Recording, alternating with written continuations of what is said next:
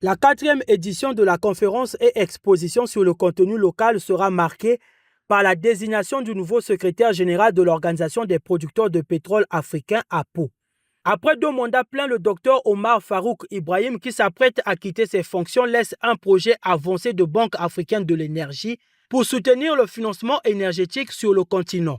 Ceci a été précédé d'une étude sur l'avenir des industries pétrolières et gazières. Le capital de la banque est de 5 milliards, mais nous commençons avec 20% de ce capital. Avec ces 20% de capital, nous souhaiterons évidemment nous assurer que nous serons en mesure d'atteindre les 40%. L'APO et Afreximbank sont disposés à mobiliser le reste de capital requis.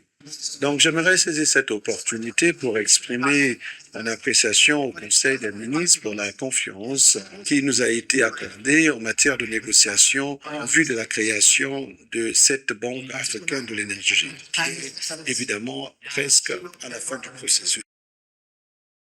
Au cœur des débats, l'amélioration de l'approvisionnement local en biens et services de qualité et le renforcement de la participation africaine dans l'industrie pétrolière et gazière. S'inscrivant dans le cadre du Conseil des ministres de l'APO, la conférence met un accent particulier sur le contenu local que tous les intervenants reconnaissent comme une priorité à laquelle des actions concrètes sont déjà engagées. En tant que conseillère au ministère des Hydrocarbures, je peux témoigner de la volonté du Congo de créer un environnement où nos PME et nos jeunes entrepreneurs ne sont plus des simples exécutants, mais des partenaires industriels fiables et certifiés. Notre agence nigériane est disposée à apporter son appui à l'agenda de développement de contenu local de l'APO.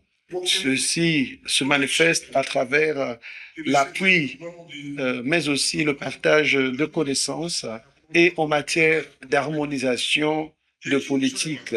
Sur la transition énergétique que nous voulons juste et équitable, nous sommes heureux de constater la parfaite cohésion entre l'APO et les autres institutions africaines en charge de ces questions, notamment l'Union africaine.